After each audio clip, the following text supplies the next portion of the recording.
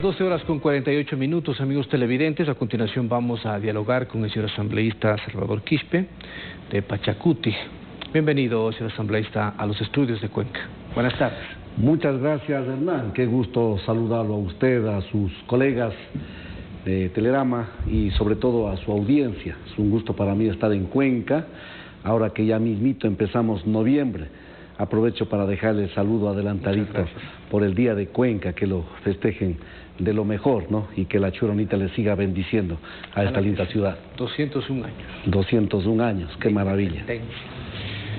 Señor asambleísta, preocupados por la situación del país, ¿cómo lo miran ustedes el cierre de vías, las manifestaciones? Hoy incluso acá en la ciudad de Cuenca se anuncian nueva participación de la UNE, por ejemplo, ahora lo hemos visto incluso a la FEWE, ayer enfrentamientos en Quito, destrucción de algunos bienes públicos. ¿Cómo lo miran ustedes esta situación? La verdad, Hernán, es que no hubiéramos querido llegar a esto. Y para evitarlo, asistimos a una serie de reuniones con el propio señor presidente de la República. Desde la CONAIE, desde las organizaciones de los trabajadores, desde los agricultores, desde el Pachacuti, desde muchos otros sectores. Hemos acudido con el propósito de ponernos de acuerdo, de llegar a un consenso, no solamente en el tema de los precios de los combustibles, si bien ese es la gota que derramó el vaso, como se suele decir, con la firma del decreto 231, pero hay una preocupación desde los sectores de los agricultores. Usted sabe, han estado movilizados todos estos tiempos, reclamando políticas públicas de respaldo a los que producen los alimentos para los ecuatorianos. Y así, los jóvenes y una serie de sectores, se esperaba una respuesta desde el Ejecutivo a esas demandas, a esas necesidades. Lamentablemente no ha habido esa respuesta y frente a esos pedidos mejor acaban de firmar el decreto 231 y en menos de un mes, 2 veces se sube el precio de los combustibles. El 11 de octubre se subió a $1.69 el costo del galón del diésel y 2 semanas más tarde se sube 21 centavos más y se congela en $1.90. En el caso de la gasolina extra, en $2.55. Esto no solamente va a provocar el incremento de los precios de los pasajes, esto va a provocar también el incremento de los costos de los productos, de los alimentos, la agricultura cada vez más golpeada, porque ya la agricultura hoy pues ya no se hace mucho con el arado y los toros o los bueyes, hoy se hace con las guadañas, con los tractores, con las bombas, y eso funciona con el combustible. Entonces esto significa que la producción se sigue estancando. Esto es lo que preocupa y todo esto ha conllevado a que finalmente la gente tenga que movilizarse. Ojalá el señor presidente de la República revea esas decisiones políticas, económicas y más bien ayude para que vuelvan por lo menos a los precios reales del costo de los combustibles y de esa manera todos podamos volver a la calma y a nuestras actividades diarias. ¿Y si no? ¿Qué va a pasar? Hernán, yo no puedo adelantar nada. Está en manos del señor presidente de la República.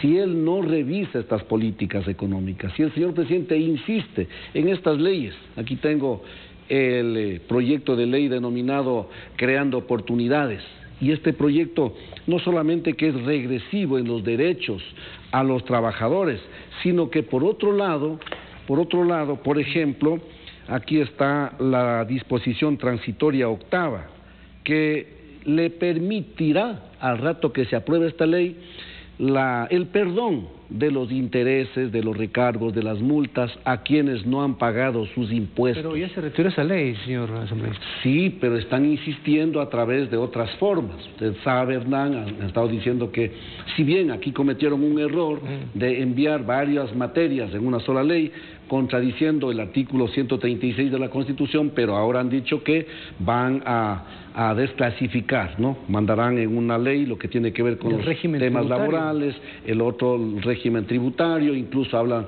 de otra ley para inversiones. Entonces, simplemente lo que hasta aquí era un solo proyecto, dicen que lo van a separar. Ojalá el señor presidente, su gobierno, deje estas cosas al archivo y más bien ponga otros temas, como ese compromiso de dictar una política crediticia para ofrecer créditos al 1% a 30 años plazo. Ojalá nos mande eso. Si eso viene desde el Ejecutivo, obviamente nosotros con mucho gusto vamos a apoyar, porque eso es lo que necesita la juventud, las mujeres. Así que ahí estamos en una dificultad de esa naturaleza. ¿Van a seguir cerradas las vías? Eso ya depende del gobierno, como he dicho. Si es que el señor presidente de la República revé esas políticas que ha tomado, si es que vuelve a los precios normales del combustible, estoy seguro que nuestros pueblos van a volver a su comunidad, a sus domicilios. Pero si es que el gobierno insiste en esas políticas, insiste en leyes como esta que he recordado hoy, lo más probable es que el pueblo ecuatoriano va a seguir movilizado. Si es que no hay esa revisión, entonces se van a ir de largo, es decir, hasta el feriado de 5 días. Yo no puedo, Hernán, no puedo adelantar nada. Yo no soy un dirigente de nuestras organizaciones. ¿Pero qué opina usted? Como asambleísta estoy muy preocupado. No? Yo soy parte de la CONAIE, es verdad. Yo quisiera que no hagamos estas movilizaciones, pero no depende de nosotros, no depende de nuestras organizaciones, depende de quién gobierna, depende del señor presidente de la República. Él es el que tiene el control del poder y también del liderazgo. ¿Qué pasó con los diálogos, Salvador? Esa es la pregunta. ¿Qué pasó entonces? Así es, esa es la pregunta. ¿Para qué sirven los diálogos? A veces ya nos da recelo de ir al diálogo, porque vamos al diálogo con el mejor entusiasmo, con la fe, con la esperanza de que vamos a conversar y vamos a resolver los problemas en los territorios, la necesidad del cuidado del agua, pero nos vamos, tratamos estos temas y al siguiente día se toman decisiones precisamente contrarias a lo que proponemos. Pero ya no queda más, pues toca salir en la foto saludándolo al presidente. No podemos dejar de saludarlo en el marco de la educación. Pero ¿qué dice la ciudadanía viendo esa foto? Ahí están reuniéndose, y no solo que están reuniéndose, la gente piensa que ahí nos estamos vendiendo, que ahí nos estamos entregando al gobierno, y cuando el gobierno justamente toma decisiones contrarias a lo que se está proponiendo desde la ciudadanía, entonces se viene la duda, y por eso a veces hasta ya da recelo de ir a estas reuniones, porque no sabemos finalmente qué es lo que el gobierno, el presidente, va a resolver. Así que sí hacemos un llamado al señor presidente de la República a sintonizarse a lo que está pidiendo la ciudadanía. Si es que el gobierno se sintoniza y dicta políticas en función de lo que necesitan las grandes mayorías, por supuesto que el diálogo no debe agotarse. El sector productivo dice que podría perder alrededor de 100 millones de dólares y ustedes serían los responsables. ¿Qué opina con respecto a esto? Bueno, yo respeto mucho los criterios de todos los sectores. Esto hemos escuchado toda la vida.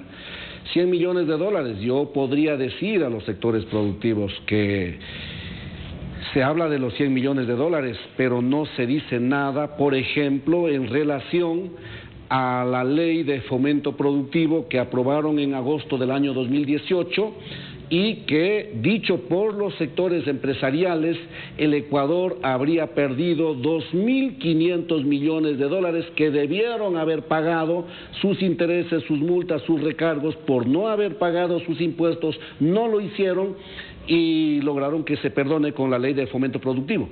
Y de eso no se dice nada. No se dice nada de las 500 empresas que no han pagado sus impuestos y que hoy día, de acuerdo a la información que está en el sistema de rentas internas, se debe o deben estos sectores para el Ecuador un poquito más de 1.600 millones de dólares. De eso no han dicho nada. Me preocupa que tengamos que salir a movilizarnos. No quisiéramos. Ojalá el presidente resuelva cosas en función de los ecuatorianos y podamos volver con la tranquilidad a la casa. Pero mientras esto siga, yo creo que sí tenemos que sintonizarnos todos con esta realidad. El presidente de la República se va al Reino Unido, lo anunció ahora, y regresa después del feriado. Mientras tanto, bueno, el señor presidente sabrá cómo busca conducir al Ecuador. El señor presidente debe saber cuál es la forma de cómo ha actuado el pueblo ecuatoriano desde los tiempos de la colonia. Este no es un tema de ahora. Los tiempos, los primeros años de la República, los primeros años del siglo pasado y seguimos en esa posición. Los ecuatorianos, si bien es cierto, somos gente de tolerancia, con razón se le ha denominado al Ecuador como una isla de paz. Sí, es verdad, pero cuando ha tenido que levantar su voz, también lo ha hecho históricamente.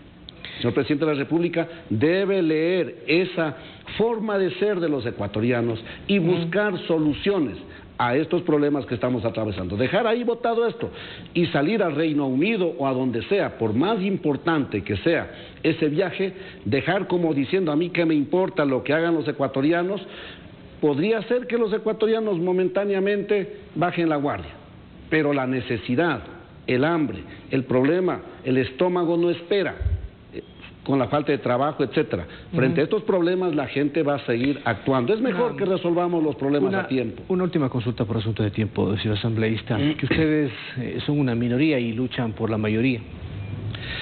Nosotros no es que aquí estamos viendo temas para los unos. Cuando reclamamos el precio de... Ayer, hace algún rato atrás, se luchaba, por ejemplo, por el tema del gas. Y logramos que se congele el precio del gas, el precio oficial 1.60 y claro, más el costo del transporte, etcétera. A veces creo que nos cobran hasta $2.50, hasta $3. Sí, pero no dejamos que se ponga el precio del gas a $7, a $8. Luchamos no para nosotros, luchamos para el pueblo ecuatoriano. Hoy el tema de los combustibles, no pensando en nosotros, pensando en el pueblo ecuatoriano. Esto no es un asunto de mayorías o de minorías. Esto no es un asunto si están divididos o no están divididos. Esto es un tema que se debe pensar desde el Ecuador para los ecuatorianos. Y esa es la invitación que hacemos al señor presidente. ¿Y si vienen juicios? Podría ser. Esos son los costos. Cuando a veces levantamos la voz sobre estos temas, nos dicen que somos los pecadores, que tenemos deudas, que tenemos actos de corrupción, nos han dicho de todo, incluso nos han dicho que tendríamos que irnos a la casa con la muerte cruzada. Pues ese es el precio que tenemos que pagar. Pero hemos dicho con absoluta claridad, nosotros tenemos un compromiso no con las multinacionales mineras, petroleras, nosotros tenemos un compromiso con el pueblo ecuatoriano, con los 17 millones de ecuatorianos y vamos a actuar en ese sentido. Por eso aprovecho también, Hernán, si me permite, para pedir desde aquí al señor Presidente de la República, a su gobierno, implemente las políticas en función del mandato de Cuenca, en relación a la consulta popular del 7 de febrero, buscando el cuidado de los nacimientos y de las fuentes del agua. Si han dicho que quieren una consulta popular, correcto, pero primero demuestren su voluntad para implementar, obedeciendo el mandato de Cuenca en esos temas. El agua es uno de los elementos básicos para la vida. Hagamos eso. Así que, más allá de los costos, pues a nosotros nos toca seguir en esta lucha. Muchas gracias, señor asambleísta, muy amable. Muchas gracias y un abrazo para Sogas y para Cuenca una vez más. Gracias.